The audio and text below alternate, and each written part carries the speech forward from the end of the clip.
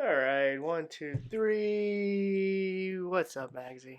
Not much. Are we still testing, or are we actually doing a podcast? We're actually doing a podcast now. All right. Thought we just jump right into it. Phenomenal. Yeah, let's jump right in. All right. So, hey guys, welcome to the podcast. I'm Magness, and this is Drue. Would you like to introduce yourself? My name is Drue. Awesome. So, we're off to a raging, roaring start. So here's what we're doing here, guys. Drue recently got married. Congratulations. Thank you. Beautiful, beautiful wedding in Vail with tons of snow. It was gorgeous. And I am living in a different part of town. So we thought, hey, let's get together once a week, make sure we're still catching up, and do what we do best, have a couple of beers. So we said, hey, let's just six-pack theme this. We'll have a six-pack, and we'll go over 6 thoughts. So which one did we decide to actually name in this experiment? Yeah, I think working title is probably best right now, but I like thoughts by the six-pack. We have our raging fire here. Yeah, I mean, it's... We have one of... Yeah, well... And or two of 4. Yeah, and that's another thing we're going to do. So...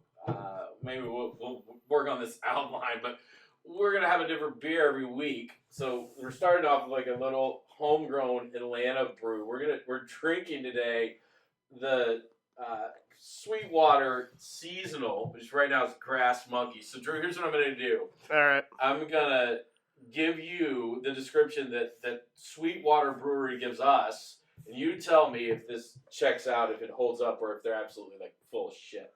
All right, so Seasonal Grass Monkey. I'm ready. Hit me up. Spring got sprung with this funky monkey. We dropped a big stash of lemon drop hops into both the kettle and the dry hop, delivering a big citrus blast, and topped it off with a lemongrass addition for a refreshing twist. Light in body with bright citrus notes, this is an extremely complex but very easy drinking brew. All right, sounds like we should... Well, I think we should cheers first. Cheers.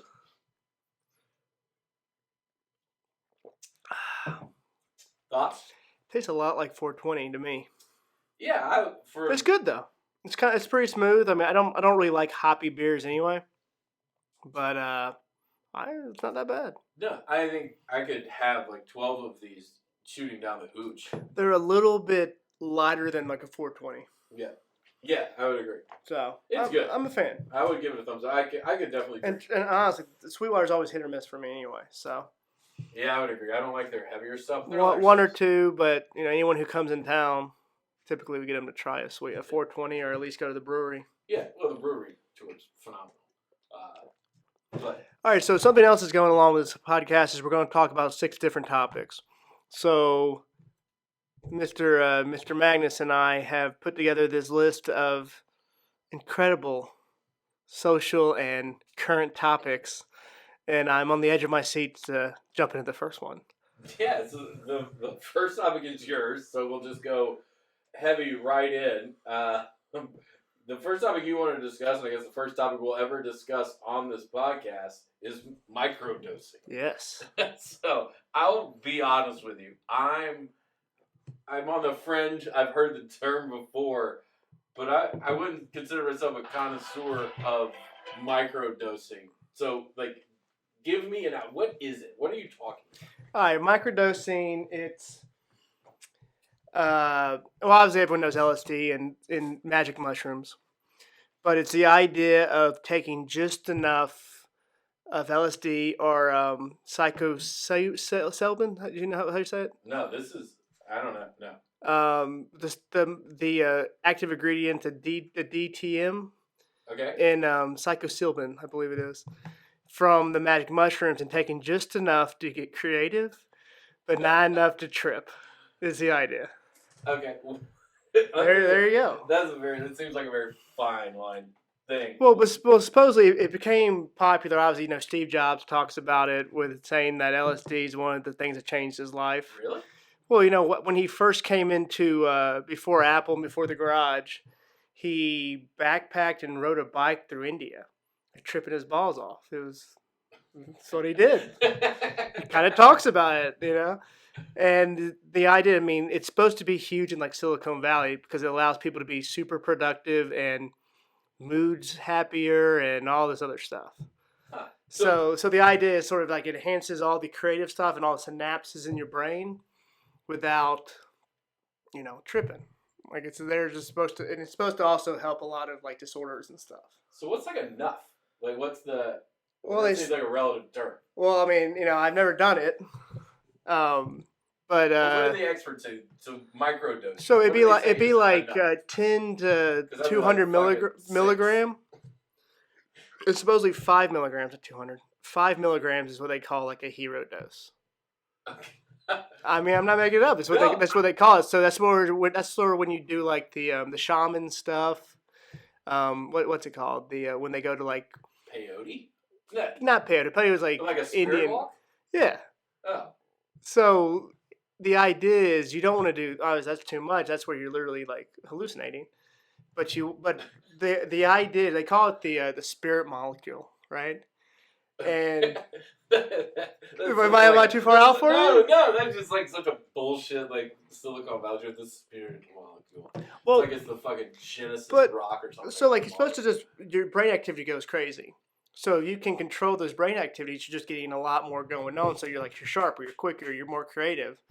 But the biggest thing it does is makes you creative.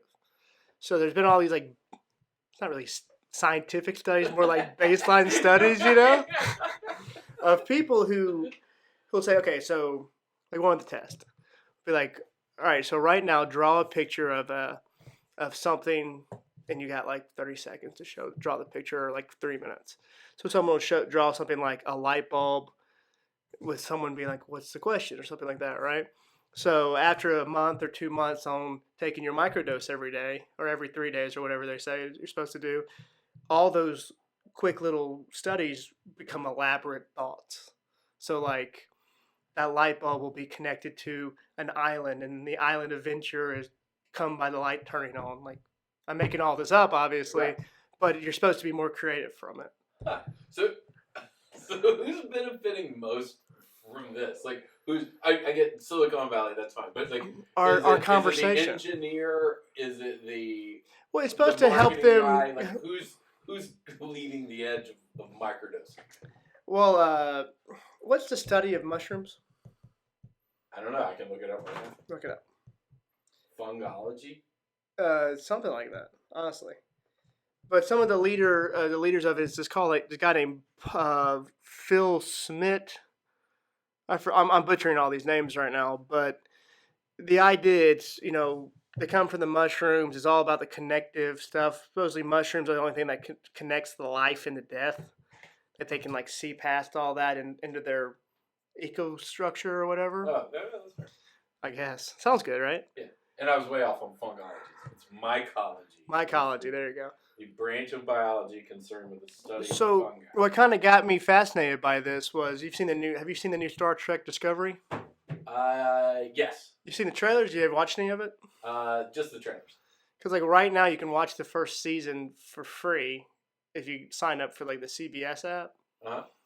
But roughly, the way they travel instantaneously is through the mycology drive. How do you say it? Mycology.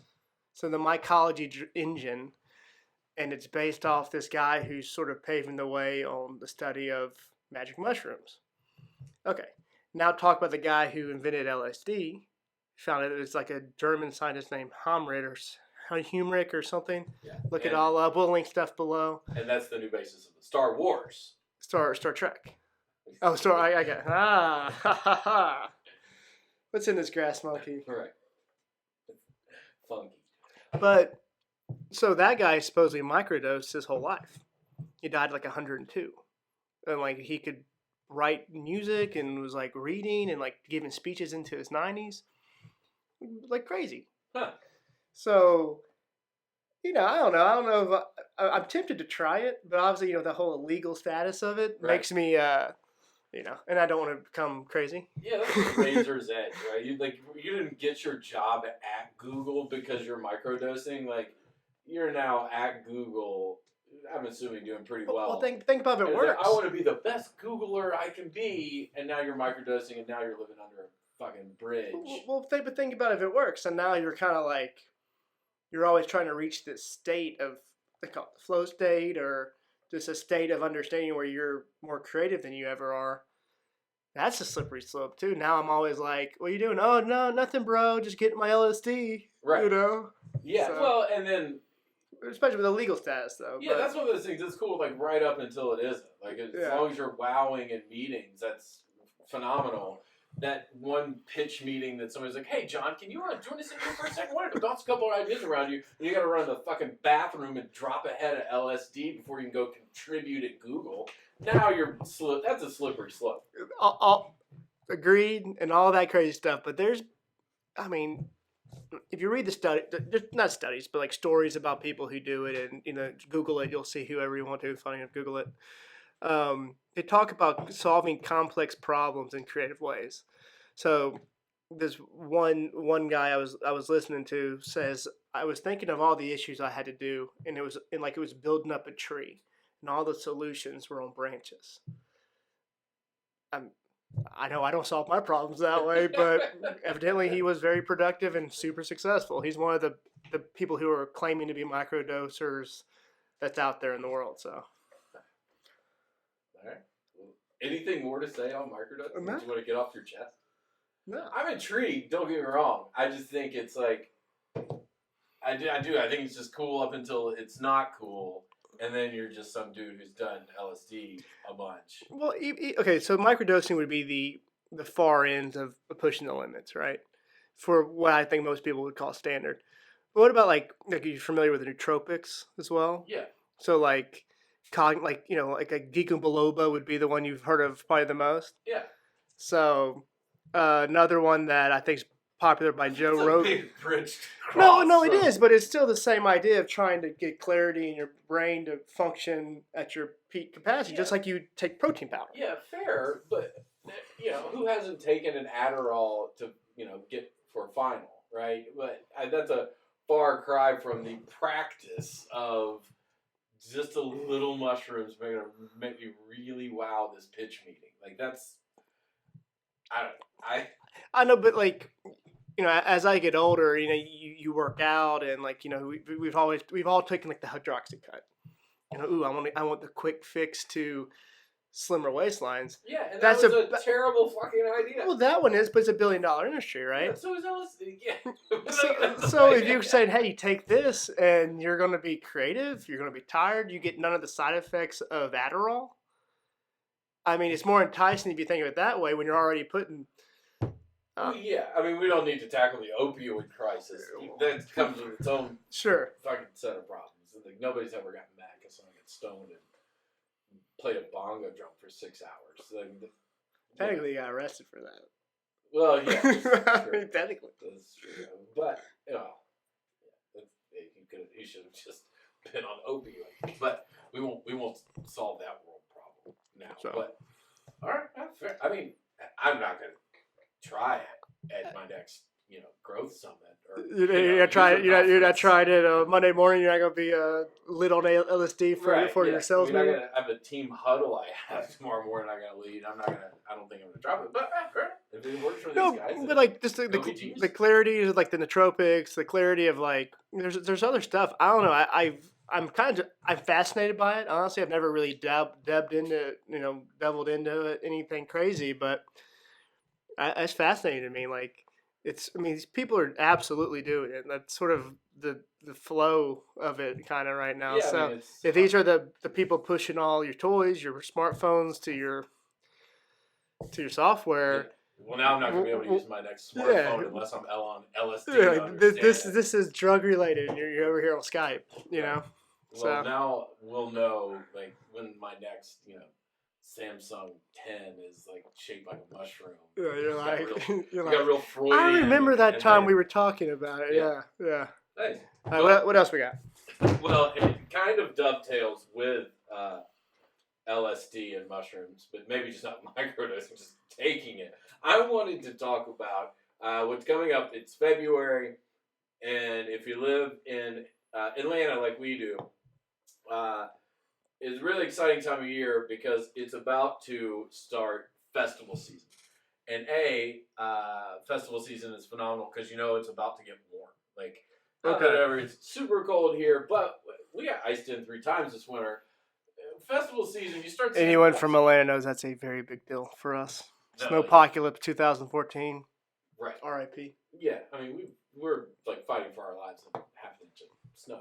But festival season is, now we know that shit is over. Right? Yeah, Like, right. spring, This is the fun. Yeah, spring is coming. Right before summer blasts us away. Yeah. This is a good time. Get your ass to the gym. You're about to start meeting people. If you're a single guy like me, you're starting to be like, oh, cuffing season is over. You still have your LA fitness membership?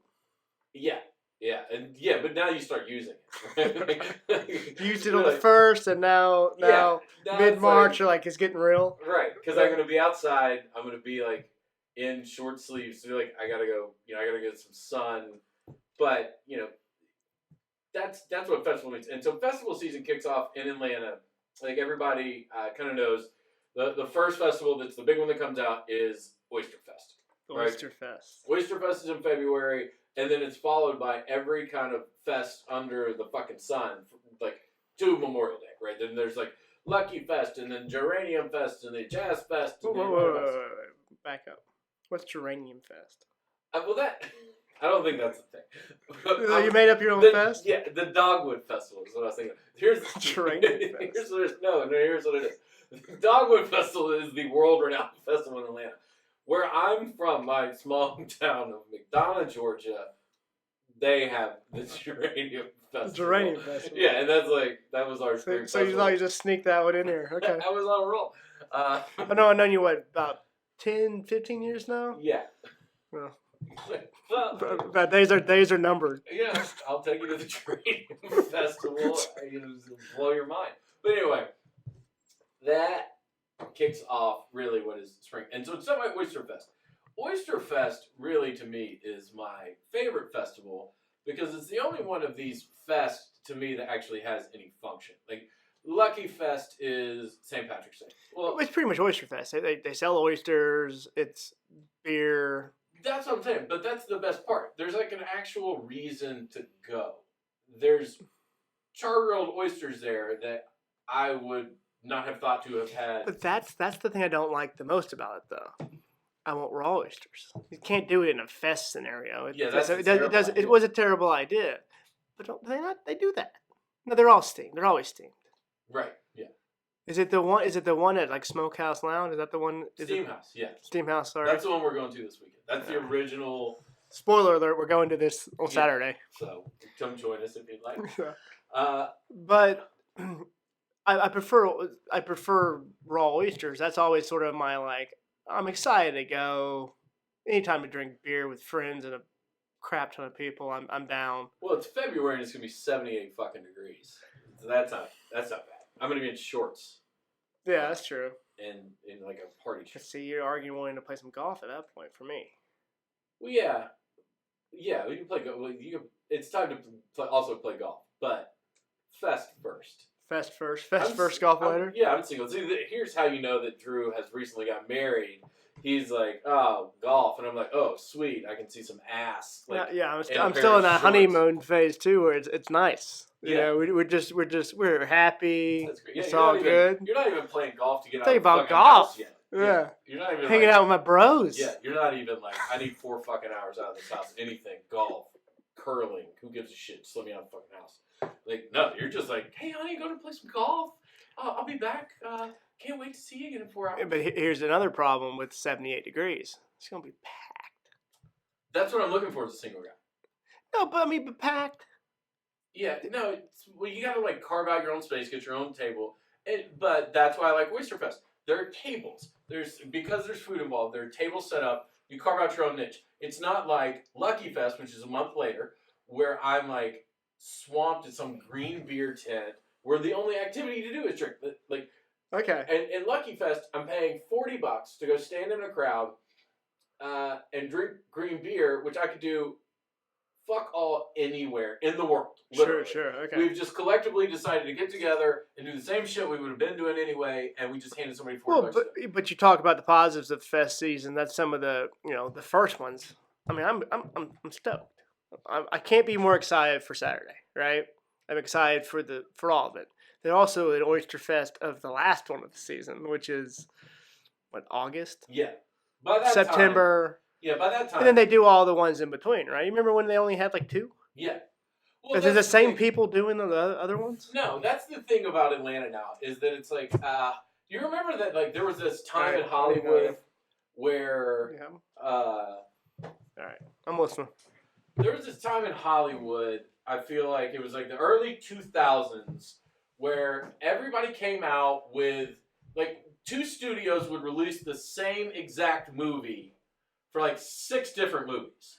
Like if Paramount released a movie about the world ending starring Ben Affleck and Morgan Freeman, then Universal released the same damn movie with slightly different titles. So we're talking the best one I can think of is Deep Impact and Armageddon. Yeah, exactly. Right? Right. So like they were the same fucking movie. One was inevitably always better. But they were the same movie. You didn't really know which one and you think about it today, you're like, which one had Ben Affleck in it? That's what's happened with Atlanta festivals. Armageddon. Well, yeah, that's the. But that's what's happened with Atlanta festivals. The far more profitable one with the hit songs. The Aerosmith's first #1 hit, by the way. But so Atlanta festivals has come out like. Can you name the song? Oh man. It's. I could sing it. Yeah, do that. I don't. It's like I don't want to close my eyes. Oh yeah, I want to follow. I don't want to miss a thing. Because I don't want to miss a thing.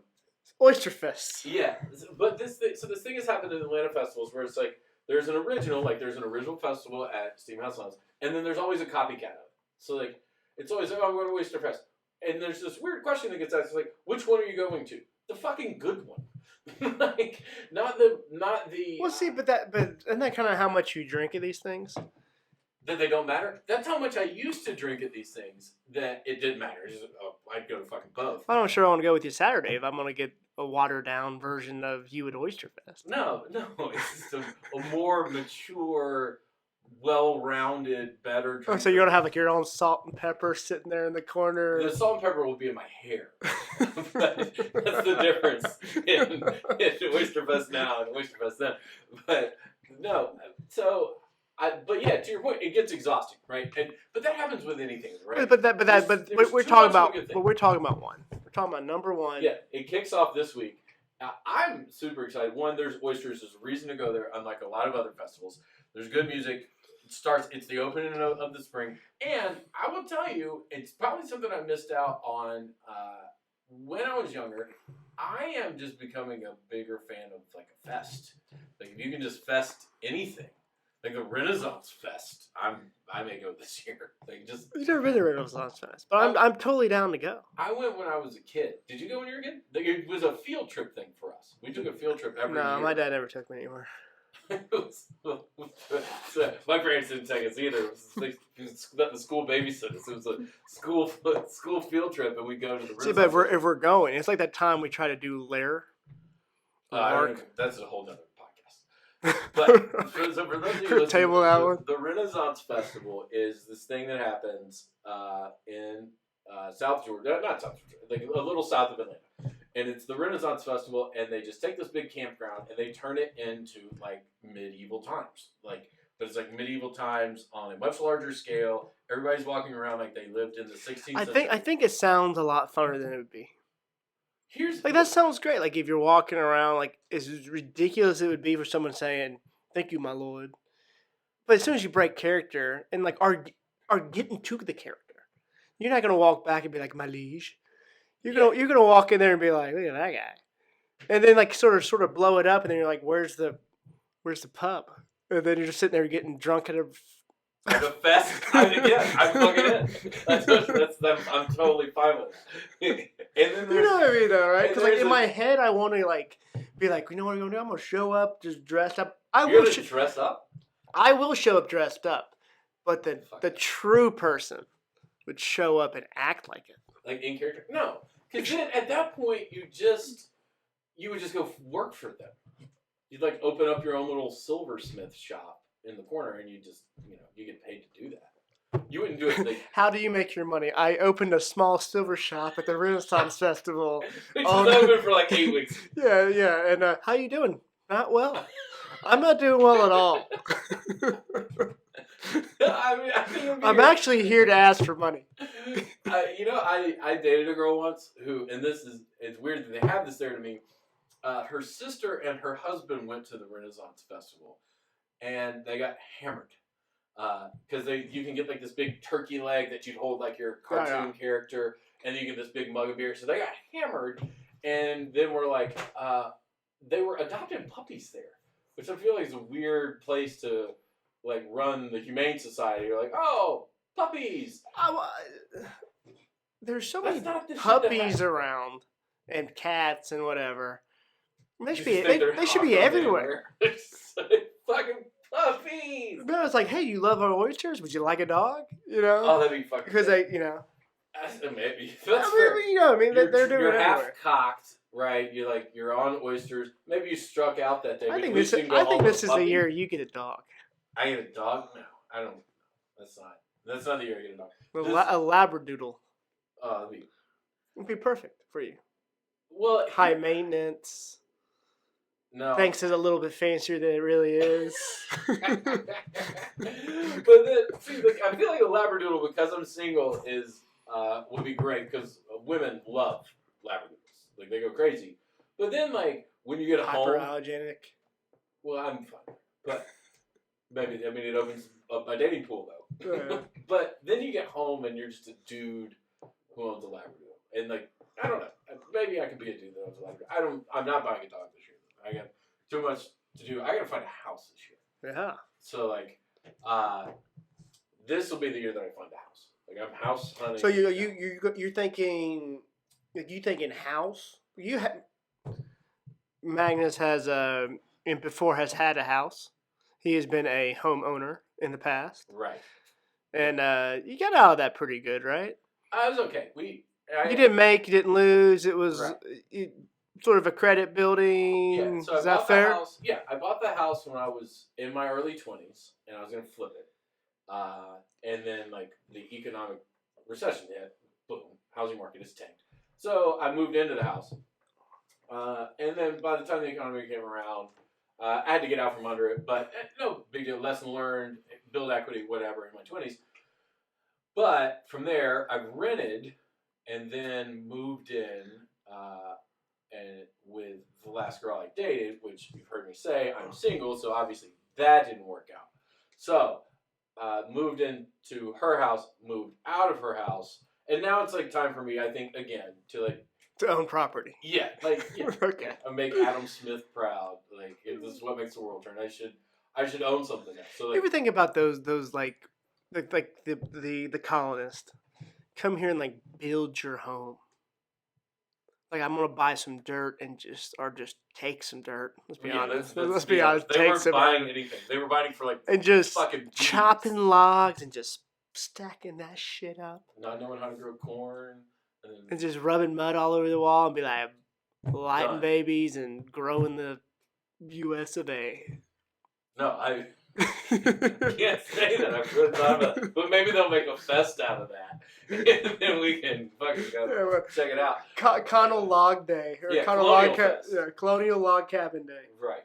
Well, that would be pretty kind of sweet, though. Like, Have you seen those things where you can buy log cabins and, like, they'll come and build them for you? They give you all the materials and you hire a builder and they're true log cabins? Is it like a tiny house thing? It's not like they pull up a trailer and drop your home off. It's like one of those, those little metal sheds they'll put out in the back, like garages or whatever. Right. But yeah, they bring all the materials needed to build Can you build your own log cabin? You can do it yourself, or you can Or hire a just pay somebody contractor. else. That's the American way. Pay somebody yeah. else to do it. No, I haven't, but I would. I don't know. They got some pretty sweet models, by the way. I think I'd look at a log cabin every day and be like, "What the fuck did I do?" That was an impulse. I think it'd just be funny to see a bunch of just normal suburban houses and to see your log cabin. A Lincoln log cabin. And that you would love. That would. Yeah, you drive by. Which one's yours? Which one do you think is mine? It's mine. True. I would love that. Like a big 2-story log cabin with like a pool out back. Like you're a dick. That's what you are. Like, you didn't build Property value going through the you roof. didn't build a log cabin. You're just an asshole that wanted to make your house look like a toy. That'd be sick. See, that's what I always think about because like you look at these models they have, and they're made more for like North Georgia and like the Carolinas and stuff, which where it's mountains. Tennessee really. But so you see all these like sprawling like landscapes, and I just imagine like my home. I live in I live in Decatur. We're pretty close together. We get it. You live in Decatur. You're cool. And but like you see in all these windows, there's these beautiful vasting views and all this stuff. Vasting views. Yeah, that's the thing. Look it up. Sorry, That's the thing. But go ahead. That's the thing. But you see all these great views and then in actuality, you're looking over one pine tree and your neighbors. So, fair.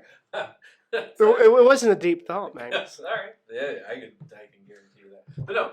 So, but I don't think I'm gonna get a house. I don't think that I want to. I need to be like in the shadow end, right? Like I went the whole like from 24 years old, like full blown home ownership, cutting my grass, fixing the fence, like all of that stuff. So I've had that experience. It really kind of sucks. Hey, anyone who tuned in right now, just letting everyone know, cutting grass and maintenance of a home is a secret your parents are not telling you. It's awful. Yeah, it's terrible. It's awful. And changing your air filters and we got a leaky pipe and you're looking around and be like, who's going to fix it? Yeah. You are fixing it. Honey, I think the dishwasher's, it's not broken, but I just don't think it's working as well as it should. Speaking of you being single, that's what you need to look for. A dishwasher? Maybe. That's what you're looking for. But someone who will, like, when something happens, they handle it. That's what you need. So, like, I should find, like, a girlfriend who's handier than me? Yeah. That plays into way too many of my male insecurities. Really? God, I love it. If I was kicking back, Martha would be like, "What'd you do?" And I was, "Oh, babe, nothing, just changing the hot water heater." I'd be like, "Great job, babe." Say empowering. Oh man. 2018. Be like, "What do you do your part?" That's fair. Well, I mean, I'm not. I just feel like I would be like insecure. I would be like, I'm a fucking loser. Like this is not that I'm trying to say like there are gender roles or anything like that. That's not the point I'm trying to get. Like I personally would just be like, you should be able to do this. Why don't you get your ass off the couch and have her teach you how to do it? And then I'd be like, nah, I fucking do that. That'd be the tough part. Having her do it, I'd be empowered. Baby, you're the best. I reasoned with her. I said, sweetheart, let's be honest. If I go over there to that water heater, I'm going to fuck it up, and we will not have hot water forever. If you go over there, we're going to have hot water, and I will draw you a bath. No qualms, Magsy. No qualms. Fair. But I don't want that. I don't want the whole shooting somebody home ownership. I think I'm gonna go like condo. I think it's a great idea. I think it's a great idea if it's like a stepping stone to like, hey, get some investment property and then move on to a home in the future. Get your sort of some real estate, that kind of thing. It's just so hard to sell, Like you're really kind of playing with some dice if you don't have sort of a strategy because you're going to be taking what you could be making in a rent. Yeah, you does that make sense? Yeah, I will have to find a condo that doesn't have an HOA that says you can't sublet this. Yeah, you have to have something you can sublet, which is tough. And then HOAs are tricky because you don't want one, but then you do want it to control to an extent. Yeah. Like our neighborhood doesn't have one. And it's fine 90% of the time, but when you have Joe Smith on the corner with 1,000 trucks that look like rape vans, you're kind of like, dude. Yeah. Come on, sell them or right.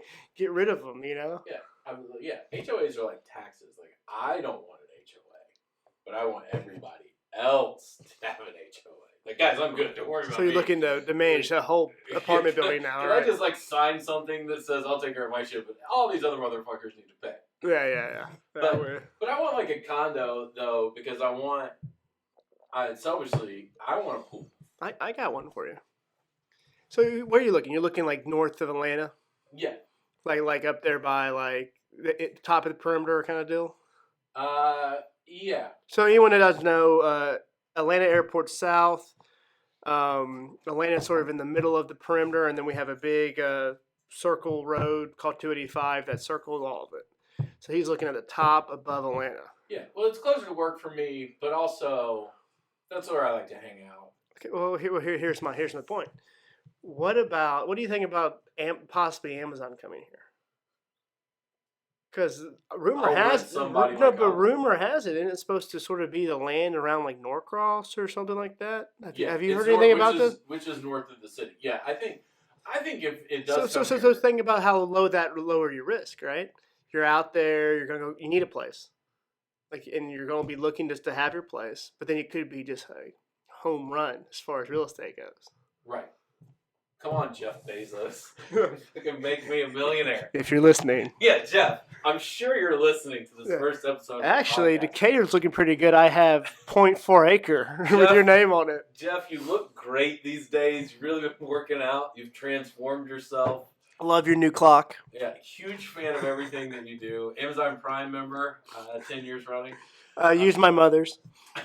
See, that's Decatur. Jeff, you need to come where I'm at.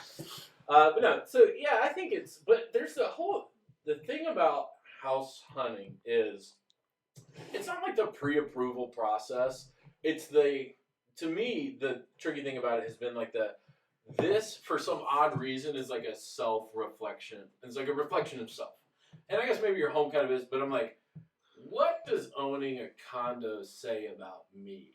That I'm like some non-committal a-hole who like can't even have 2 bedrooms because he never sees like themselves with a family. I don't. But you're looking way deep into it. First off, let's just go ahead and get that out.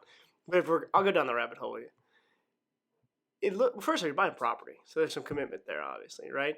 But if you're looking to keep it because it's a good investment, like you pay a low mortgage, and then whoever will move into it. Like Emory area. I always talk about it because there's always going to be a new student. Yeah. So you get something 100 to 150, you pay $400 to $600 a month. You easily can charge at least $800, and that's low as crap. You're looking more like $1,200. Instantly, you got an investment property, and then you can go and move on with your life into a home or whatever you decide to do, or stay there if you like it. Yeah. The problem is they don't make log cabin condos. Yet. Yeah. Your scope is limited. You need some microdosing, my friend. That's the problem. You get that top floor, that is yours and above, bro. I'm too short-sighted to microdose. Like drive down there and see, look at the skyline and be like, which one's your buddy's? That one looks like a log cabin there on the top. Got a prime unit. Welcome to Lincoln Fest. Here's some looking over your domain. Here's some fucking mead. All right. So yeah, I mean that's my year. That's the goal. So that's we'll see how that goes. We'll see. I mean, I'm call with a realtor tomorrow to talk this through. So we'll see how that goes. Other thing that I wanted to talk about, and we both watched this over the last couple of weeks, and we're thoroughly impressed, is Altered Carbon. And classic. I just have to say, like. Right now, gut reaction. What's your favorite part? Of the whole thing? What's your favorite part? Not the whole thing. Don't give me a whole story. Just what's your favorite part? My favorite part is when I don't know. I'll go first. Okay. Action and nudity. Yeah, there's something to be said. There's something to be said. It goes to my baser instincts. I'm like, hey. She's looking pretty good over there. There's a lot for the ladies too, Yeah. And then it'd be like, I really could go for something blowing up. Oh shit, they're blowing stuff up too. I'm happy, Yeah, there's this scene, and spoiler if you're watching this, without too many details, but if you're one of those people who gets really mad, hang on for 3 minutes. But there's this scene where the sister, who turns out to be the villain, Jumping right into spoilers. Oh, yeah. Okay, you're deep. Yeah. Some spoilers, maybe a little bit. Actually, real quick. Maybe the key thing. You know, they actually, that was a completely different. They did a lot of rewrites from the book, and I didn't read the books, but I was reading about someone who did read the books. and you know, you read those lists. I mean, come on, you know who you are. It's right here. And supposedly, her relationship, she wasn't his sister. She was just one of the envoys. So, yeah. Oh, okay. Fair. So that whole thing was structured out, and then sort of like Game of Thrones. Yeah. You know, I'm like, do your thing, man. Make it fun for me to watch. I don't give a crap or shit about the rest of it. You know, you're in a smaller. That's why I love those Netflix shows too. Yeah, so maybe let's unpack. I think let's backpedal a little bit. Now that I've spoiled the whole show. So, Altered Carbon is a new show on Netflix, which is really popular. It's a kind of like sci-fi set action thing. It's like a space opera. Yeah, jumps around. Like if you think like The Fifth Element, if you've ever seen that, That's a great comparison of that kind of tone to it. But like Judge Dredd. It's kind of like what Judge Dredd to me was always trying to be. Yeah. Had a lot of that. What's some other elements that I would throw in there? Because it had a lot of the sort of putting minds into other places. What's something like that? Not really the Minority Report. There's that shitty cartoon movie with Robert Downey Jr., which I think is actually about microdosing too. I know what you're talking about. I can't think of the name of it though. That's gonna bug the shit out of me. I can't remember that. But so it's on Netflix. It's this kind of space opera, space odyssey kind of deal set in the future. Idea being that like your brain is transposable, or your thoughts, your self conscious. They have their stack. Yeah, is all kind of on a CD-ROM, for lack of a better term. And a little quick note that I think is awesome that it's not a Philip K. Dick movie. Right, that guy gets too much fucking credit. He gets credit for everything. So this is like an original. I don't know the author's name. God bless you. Thank you for bringing me this awesomeness of blowing up in nudity. I loved it. I mean, first of all, I loved it. You never told me how you liked it. You like it? Phenomenal. I read a couple of reviews that were like, it's too shallow. It could be so much more. And to me, that's exactly what I didn't like it. That's why I did like it, is that it's in a world of 2018 where everybody's got to be like an anti-hero. And the guy kind of is an anti-hero, but everything's got to be Walter White, where it's so complex and I've got to go on this emotional journey. No, I don't have to do that all the time. Give me a neat storyline. Show me some cool stuff with some kind of like, oh, that's a neat concept. And then, like, go karate fight and get naked. Everybody. And then everybody gets naked in this. Like, it is like Game of Thrones in that sense. You see everybody's genitalia. If somebody says more than, like, 30 lines, you see their junk. Like, it's just, like, it's a pre-record. But it's true to be like, sure I'll see you naked, sir. You've talked way too much. Yeah. Oh, that guy's been talking for like 5 minutes. I'm going to see his dick at some point over the next 10 episodes.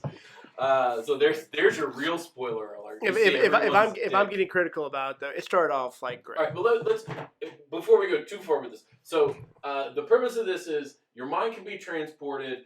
So your body is just kind of what they call a sleeve or a vessel for your brain. So as long as your brain's kept intact, like your body can be reused, recycled, traded in, traded out. And so what happens in this society is you can like recycle yourself. You can be somebody else. Also, you can go to prison for very long periods of time as long as your brain is intact because your body's not going to... I remember it now. Demolition. You're not going to real death, really die. It's just... You throw in show terms and everything? Yeah. Damn, man. You got notes on your hand? What's going on here? I really liked it. Demolition Man reminded me a lot of. Yes. It was almost the same plot. Yeah. Exactly. I imagine the guy who wrote that watched Demolition Man and was like, I can do better. I can turn this up. It's like minus Taco Bell and Wesley Snipes. I'm gonna turn this up, even though I love Wesley Snipes. Yeah. So there's our hero has been convicted. He's been in like frozen in freeze jail like for 250 years, and he is awoken to go solve a crime. So like I won't spoil anything other more than I have like who the real villain is, but it's not really a plot twist or anything. So, to your original point, like it is really about fighting and nudity. I think the best, one of the best scenes is where she's got like 10 copies of herself. And the hot Hispanic chick shooting all of them. Yeah, but it's like this gunfight between two hot chicks. One of them is naked 10 times over. But, well played, Altered Carbon. That sounds really bad the way I just said it. It didn't really feel like that when I was watching it. You imagine getting that role, because there's a lot of no names that I didn't know at least there, right? Obviously, you got the dudes from RoboCop and House of Cards. I forget his name, Joel Kitcheman or something like that. He's good. I like that guy. I recognize the dude from how about this guy's The Philanthropist. What's the philanthropy? The guy is a show that got canceled with some rich billionaire kept giving money away and doing all this like crazy stuff, and that dude, that main British guy, the rich dude, was a guy. Do you remember his name? It's James something. James Pelfoyd or something like that. Purefoy? Yeah. He was in The Following with Kevin Bacon. He was, but He's but before that he was in the Philanthropist. It's one season. So I've never seen The Philanthropist. It's actually pretty good. The Following is terrible. Yeah, The Philanthropist. I hated The Following. I hated The Following. That's fair. I started the first one, and I like that actor too. Started the first one, and the first one's okay. You like Kevin Bacon? He doesn't like Kevin Bacon. True. Okay, we can continue this now. I love Kevin Bacon, but that show I'm looking at, it, being like, how are they going to sustain this? 6 seasons later, I'm like, what's going on? The Following was on for 6 seasons. It was on for like at least 3 to 5 at least. I think it was like 6. Yeah, because I agree with you. Like halfway through the second season. I mean, I'm thinking like, all right, this is interesting, but it goes on and on and on, and like you get. You know what The Following would have been, and it was just like ahead of this. The Following was like 2 or 3 years before somebody had the novel idea to just reset the whole storyline. What happens with True Detective, right? Like The Following, or like American Horror Story. Oh, that's a good point, because you have like a serial killer with The Following, then the next serial killer with The Following, or something like that. Yeah, they could have just been like, that was cool. Hey guys, we would love to write y'all's pilot if that's what y'all want. Yeah, right. NBC, if you're listening, we've obviously got some free time on Thursday evenings. As long as we can drink while we do it, we're all in. So we all okay. So your favorite, like I do agree. There's a part of it. It is like guns and titties, but a little elevated. Like I think you just might have written the title of the song. I didn't feel like I was watching Roadhouse. Where it's just like you watch your mouth on the sways and the classic that is Roadhouse. But you know what I mean? Like, yeah, Roadhouse is great, but it is like there's a monster truck that crashes through something. I really like that. Okay, so Altered Carbon, like sort of my 2 cents on it. Through the plot out, great. I agree with everything you've said so far. Started off awesome. I'm like, I'm in. I'm sitting there. I recommended it to you, and you caught up pretty quick because you called me back and like, this was fucking awesome. Thank you for the recommendation. Yeah, I was like, you were welcome, sir. Podcast on Thursday. Midway through, we got sort of they talk about the history of the Envoys. I'm still in. Slowed down between episode, like, what's it, like 10 episodes, 11 episodes? Yeah, it's 10 episodes. I would say 7 and 8. They had good parts, but those were long episodes to me. Somewhere in the middle.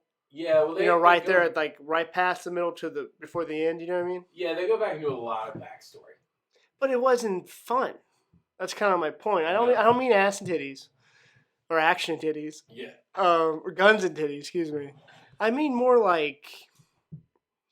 It laid out to me. Like it was. I'm like, come on, because you had the torture scene. I say cool torture scene, but that was fascinating. Like the technology and explaining it to me, and then the craziness, and then the badass moment when what happened, and he handles it. You know, so that's how you not spoil the show. Go find out the details in between that. You know. But yeah, there is a part there. There's a little maybe like 2 episode stretch where it feels like you're having to do this. Like I have to, as a viewer, I have to go through this, and it pays off. But it all made sense. It was good. You think The Walking Dead does. There's a season 2. Right? Season 2 of this. Don't talk vague about it, but like how it ended. Do you think there's season 2? Yeah. No, I did read that. There's 3 books, the right? Creator. I don't know about the books. What you just said about the books is news to me. But whoever the creator of this is, I heard say that he thinks it's like a 5-season He sees 5 seasons of this. I wonder if they're focusing. It'll get greenlit. It's popular. It was great. I mean, as far as I like a lot of the Netflix shows that go on anyway. Like we could talk about, like, you watch Dark yet?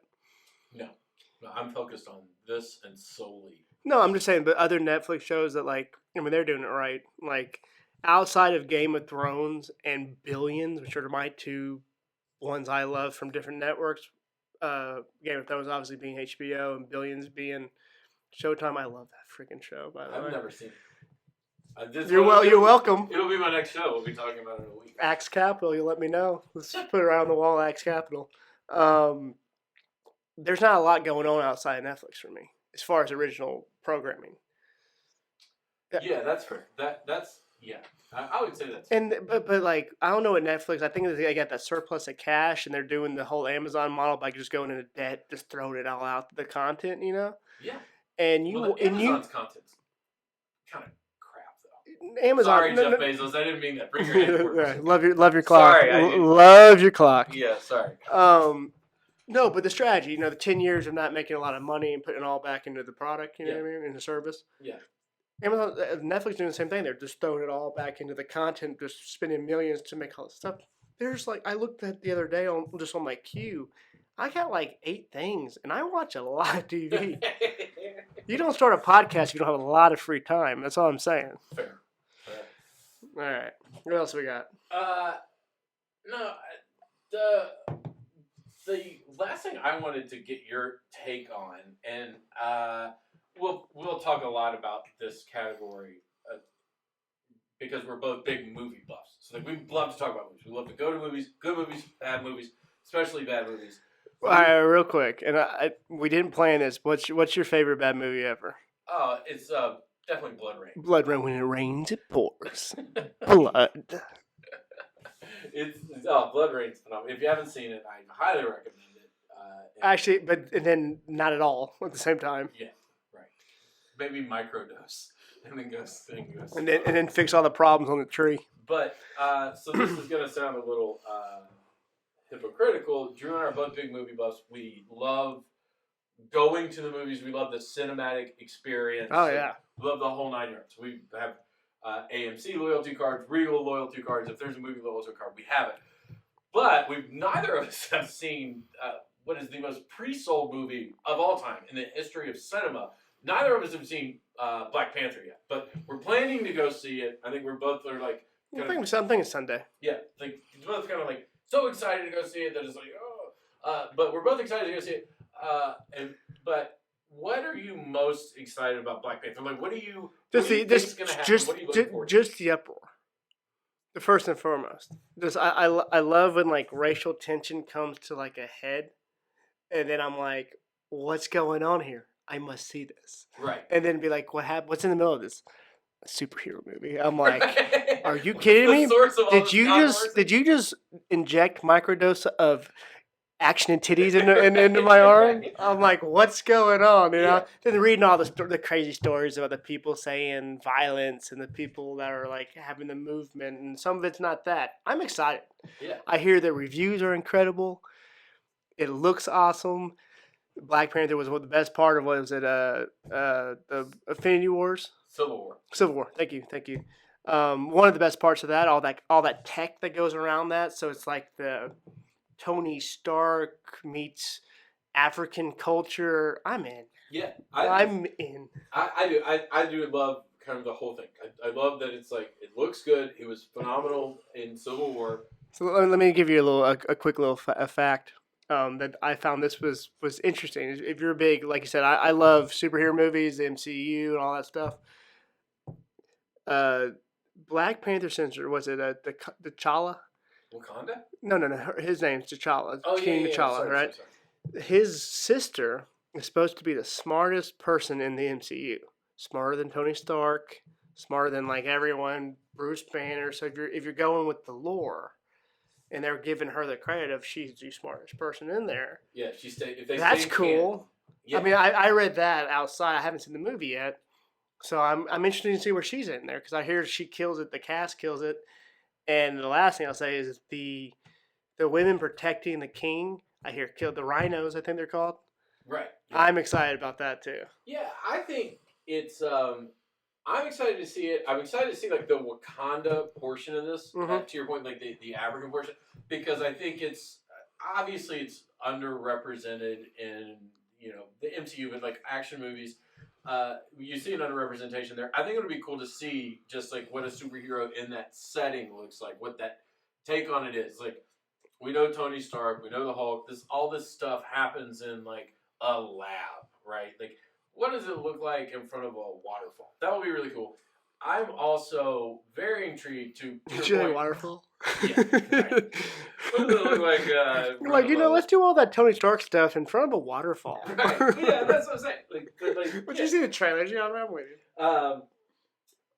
I am intrigued to actually go to the movies and see the experience for all the kind of stir that it's causing, right? Like so many people who are like, it's just an action movie, chill out, and like that's life in 2018, right? Like nobody can let anybody have a moment. If black people are like, holy shit, a fucking superhero movie for us that I can dress up like, or I get it. Dress up like for Halloween, give them that fucking moment. And if they want to make it whatever if someone wants to make it, this is a really powerful narrative, let them fucking have it. But you talk about fake news sometimes, though, right? And I'm not even getting into politics or anything like that. It's just more like sometimes there's so much people yelling in front of things. Like, where's it really going to sit? Yeah, does that make sense? Like, what does this movie like, say? And that's all I'm really saying about it. It's like, with all the narratives going on politically, racially, you name it, it's hard to see where the baseline is these days. That's what I call fake news. Like there's so much laying on top of stuff that you never. Yeah, that I'm like, what's the opinion here? I'm having trouble. I'm having trouble finding a good source to even base an opinion. Unless I'm engrossed in something. Yeah, does that make sense? There's so much talk about the opinions of the movie that it is hard to find about this movie. Like, what is the movie about? Well, think about like your ticker, like your Google ticker or whatever you use for like your Flipbook or Google or Facebook News. You've been following a bunch of idiots talking about getting beat up. Then the whole thing's filled up, and I'm like, this is an epidemic. No, it's one guy. You're like, okay. Yeah, that's fair. But I'm excited. The other thing that I'm excited about. Because it's phenomenal, is the soundtrack. If you haven't heard the soundtrack, that's your music taste too. Oh yeah, like that is 100% right up my alley. The Kendrick Lamar. I've had it on my Spotify. And who's do you know the producer? I can pull it. We don't really have time, but I'll have it ready for the review of. Review. I like this Black Panther. Because I've loved the soundtrack. I want to see how it overlays into the movie. Right, like it sounds great just listening.